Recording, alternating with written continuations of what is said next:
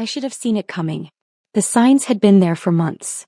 The way my husband Derek started taking every phone call from his mother in private, the way he'd grown increasingly critical of everything I did around the house, the way he'd begun treating me more like a roommate than a wife. But I'd been so buried in my work, so focused on building my consulting business, that I'd missed the warning signals until it was almost too late. The conversation that changed everything happened on a Tuesday evening in March. I'd just finished a video call with a client in Singapore. My international consulting work meant I often worked odd hours, and I was looking forward to a quiet dinner with Derek. We'd been married for 3 years, and while we'd had our rough patches, I thought we were working through them. I found Derek in the living room of our beautiful Victorian home, sitting stiffly on the couch with his phone in his hands. He looked up when I entered, and something in his expression made my stomach clench with dread. "We need to talk," he said, his voice cold and formal in a way I'd never heard before. "Okay," I said slowly, settling into the armchair across from him. "What's going on?" "I've been thinking about our situation," Derek began, not quite meeting my eyes. "About our marriage, about the future, about what's best for everyone involved." A chill ran down my spine. "Derek, you're scaring me. What are you talking about?" "My mother is having some health issues," he continued as if I hadn't spoken. "She needs someone to take care of her, and she can't afford assisted living on her fixed income." I nodded, feeling a mixture of concern and confusion. "Of course we'll help her. We can look into having a caregiver come to her apartment, or maybe we can help with the cost of a nice facility." Derek shook his head. "That's not going to work. She needs family support, not strangers." "Then she can move in with us," I said immediately. "We have the guest room and I work from home most days, so I could help keep an eye on her." For a moment, something flickered across Derek's face. Surprise, maybe even gratitude. But then his expression hardened again. "That's not what we've decided," he said. "We?" I asked. "Who is we?" Before Derek could answer, I heard the sound of footsteps on our front porch, followed by the distinctive jingle of keys. My heart sank as I realized what was happening. The front door opened and Margaret Wells, Derek's mother, walked into our living room like she owned the place. She was carrying 2 large suitcases and wearing the self-satisfied smile I'd learned to dread over the years. "Hello, dear," she said to Derek, completely ignoring me. "I'm so glad we can finally move forward with our plans." "What plans?" I asked, though I was beginning to have a terrible suspicion about the answer. Derek stood up, his posture stiff and defensive. "Mom is moving in. Permanently." "Okay," I said carefully. "We can make that work. The guest room will need some modifications for accessibility, but—" "You're not understanding," Derek interrupted. "Mom is moving into the master bedroom. She needs the space and the attached bathroom." I stared at him in disbelief. "Where exactly am I supposed to sleep?" Margaret finally acknowledged my presence, her pale blue eyes cold as winter ice. "That's what we need to discuss," she said with false sweetness. "Derek and I have been talking and we both agree that this arrangement isn't working out." "What arrangement?" I asked, though I was starting to understand with horrible clarity. Derek took a deep breath, like he was steeling himself for something unpleasant. "Our marriage. It's not working, Amanda. We want different things, we have different priorities. It's better if we end this now before we waste any more time." The words hit me like a physical blow. "You want a divorce?" "It's for the best," Margaret said before Derek could answer. "You're clearly not happy here, dear. You work all the time, you never cook anymore, you're always on those video calls with your foreign clients. This isn't the life Derek deserves." I looked back and forth between them, seeing the way they stood together, united against me. The way Margaret's hand rested possessively on Derek's arm. The way Derek avoided meeting my eyes. "When did you two plan this?" I asked quietly. "We've been discussing it for a few weeks," Derek admitted. "Mom pointed out some things about our relationship that I hadn't really noticed before." "Like what?" Margaret smiled that cold smile again. "Like how you've changed since you started that little business of yours. You used to be such a sweet, attentive wife. Now you're always working, always traveling, always putting your career before your family." "My work pays for half our expenses," I said, my voice beginning to rise despite my efforts to stay calm. "Including the mortgage on this house." "A house that's too big for a young couple anyway," Margaret said dismissively. "Derek would be much happier in a smaller place, something more manageable." I turned to Derek, searching his face for any sign of the man I'd fallen in love with. Is this really what you want? You want me to pack up and leave so your mother can move in? Derek finally met my eyes, and what I saw there broke my heart.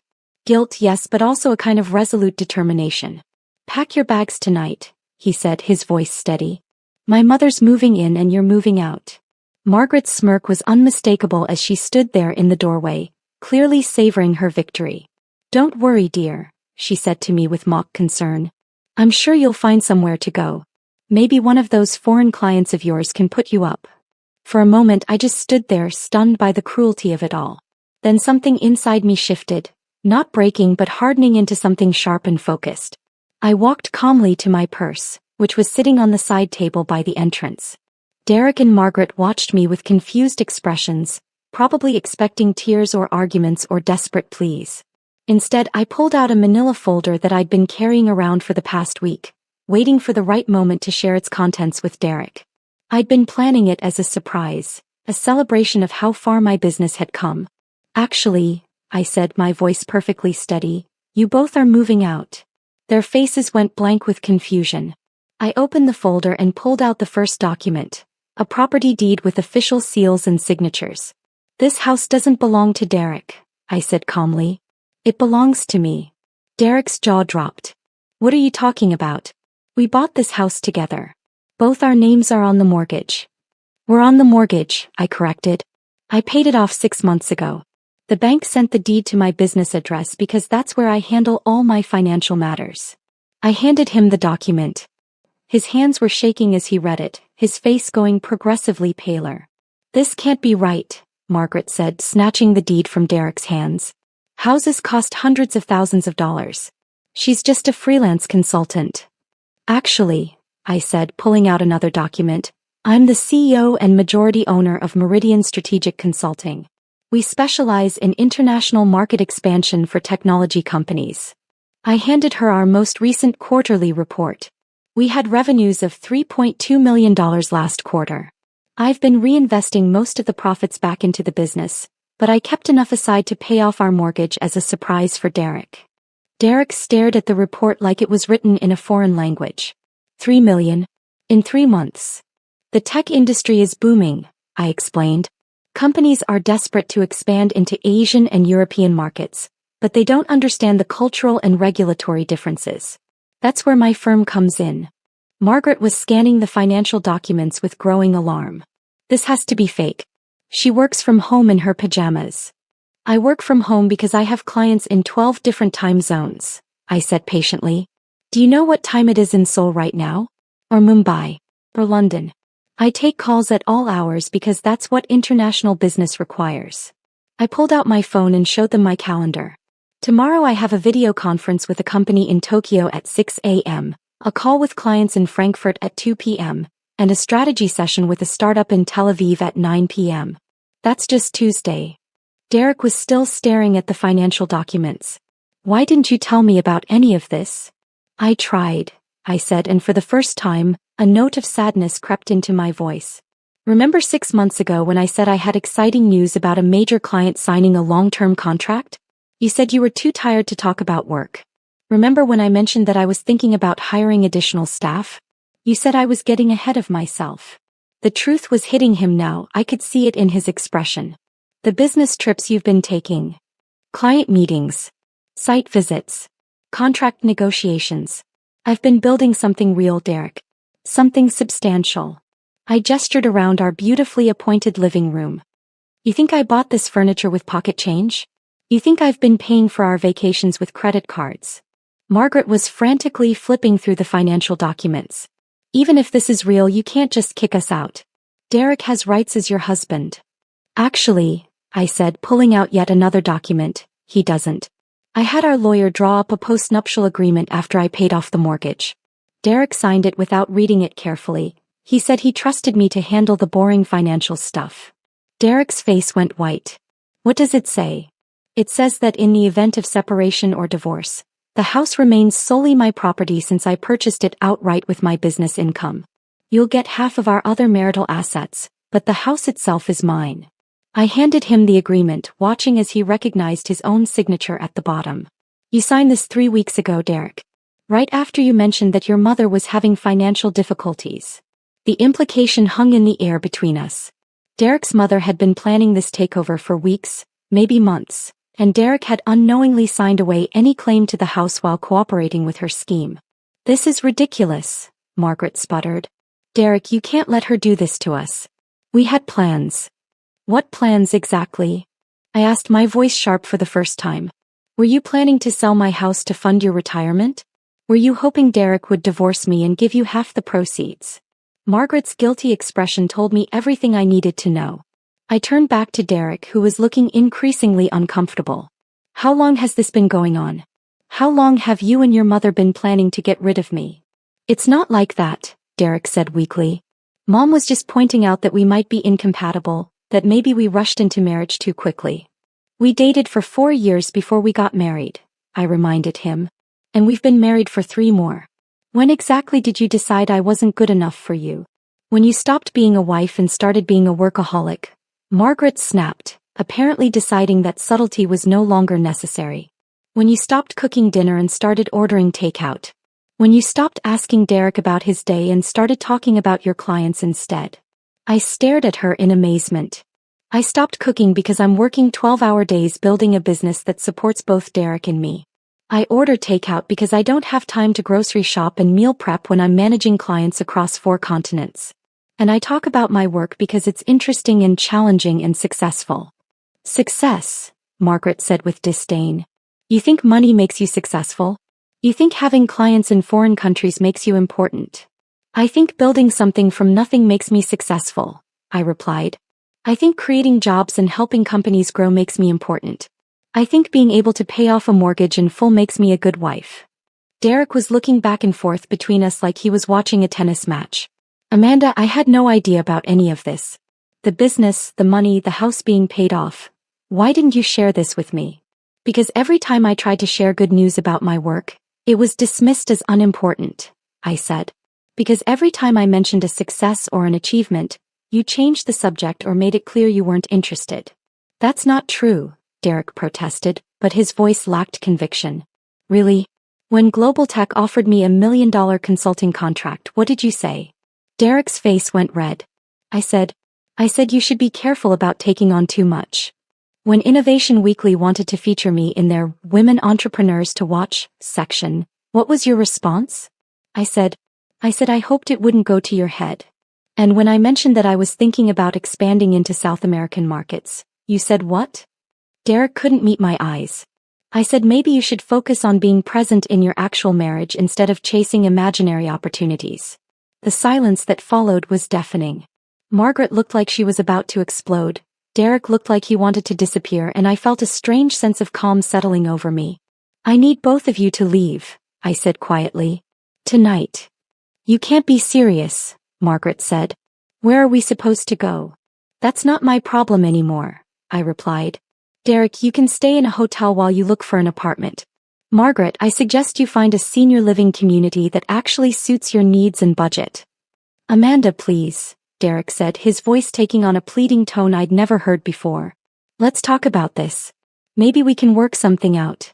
I looked at the man I'd thought I'd spend my life with, seeing him clearly for perhaps the first time in years. "Work what out, Derek? You just told me you want a divorce. You've spent months planning to kick me out of my own house. Your mother has been systematically undermining our marriage and you've been helping her do it." "I didn't know about the house, about your business being so successful," he said desperately. If you'd known I was wealthy, you would have treated me differently?" I asked. "That's supposed to make me feel better." Margaret was gathering her suitcases with sharp, angry movements. "This isn't over," she said to me. "Derek, you're making a huge mistake. She's manipulated you, hidden things from you. What kind of wife keeps secrets like this? The kind who learns not to share good news because it's consistently dismissed and minimized," I said. "The kind who protects her assets because she's not sure she can trust her husband's judgment." Derek was still standing there looking lost and confused. "What happens now?" I pulled out one final document from my folder. "I've already filed for divorce.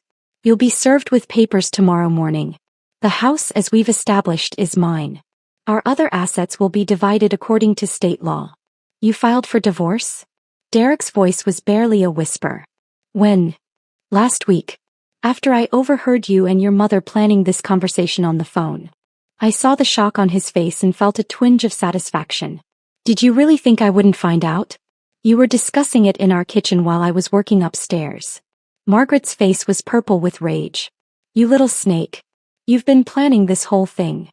I've been protecting myself, I corrected. Just like you've been planning to steal my house and destroy my marriage. I walked to the front door and opened it. Both of you need to leave. No. Derek, you can come back tomorrow with a moving truck to get your personal belongings, but only with advance notice and only when I'm here to supervise.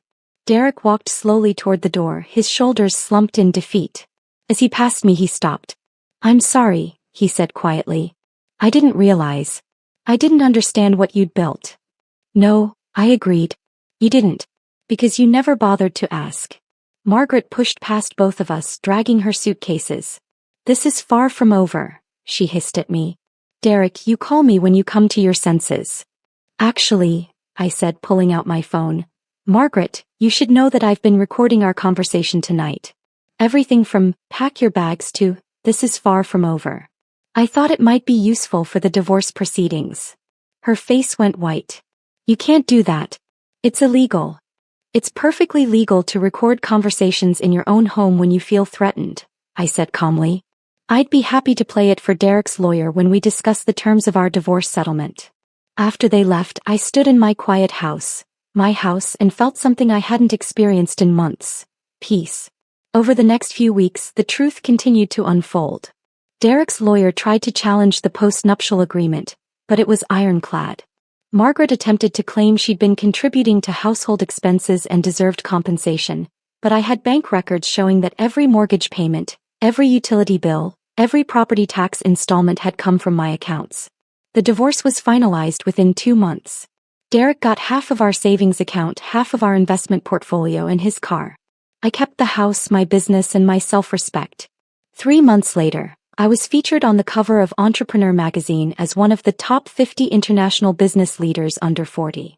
The article detailed how I'd built Meridian Strategic Consulting from a one-person home office operation into a multi-million-dollar firm with clients on 5 continents. Derek saw the article. I know because he sent me a text message. I saw the magazine cover. I'm proud of what you've accomplished. I'm sorry I couldn't see it when it mattered. I didn't respond.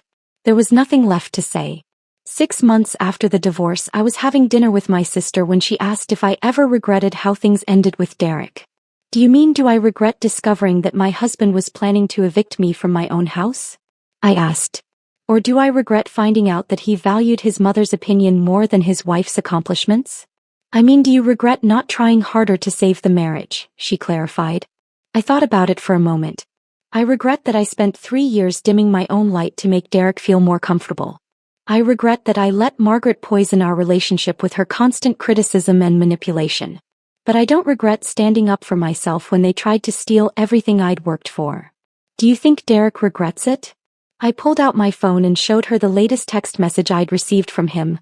Amanda, I know I don't deserve a response, but I wanted you to know that I'm in therapy now. I'm trying to understand how I let my mother manipulate me into destroying the best thing in my life. I hope someday you can forgive me.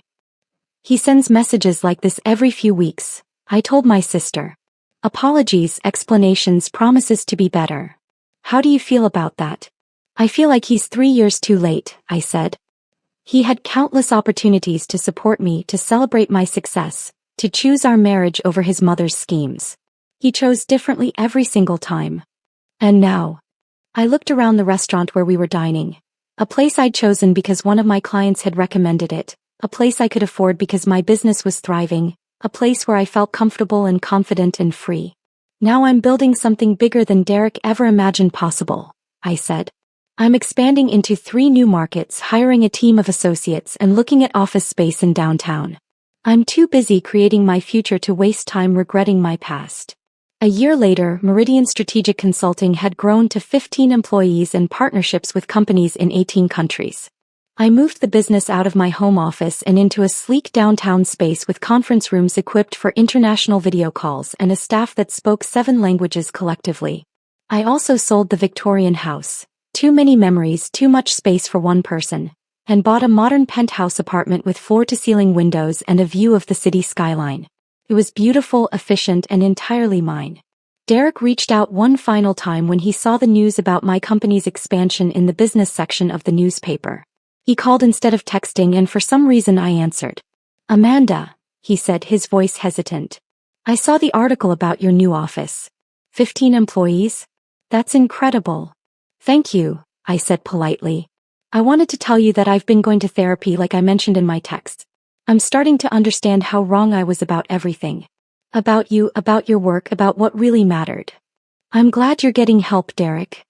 My therapist says I have issues with successful women, that I was threatened by your achievements without even realizing it. She says my mother encouraged those feelings because she saw you as competition for my attention. That sounds like something you should have figured out before you tried to evict me from my own house." There was a long pause. "I know I don't deserve forgiveness. I just wanted you to know that I understand now what I threw away. You were the best thing that ever happened to me, and I was too stupid and insecure to appreciate it." "Derek," I said gently, "I hope you find happiness. I hope you learn from this experience and become a better partner for whoever comes next. But that person isn't going to be me." "I know," he said quietly. "I just needed to tell you that you were right about everything. Your work was important. Your success was real. You deserved a husband who celebrated your achievements instead of feeling threatened by them." After I hung up, I stood at my office window looking out at the city where my business was thriving, where my reputation was growing, where my future was bright with possibility. The woman Derek had tried to cast aside, the one his mother had dismissed as a mere freelance consultant, had built something extraordinary. And she'd done it without their approval, without their support, and ultimately without their presence in her life. Sometimes the best revenge isn't getting even. Sometimes it's simply succeeding so spectacularly that the people who tried to diminish you are forced to confront the magnitude of their mistake. I'd given Derek and Margaret exactly what they'd asked for: my absence from their lives. What they hadn't counted on was discovering that my absence would reveal the true cost of what they'd thrown away. But that was their loss to bear, not mine.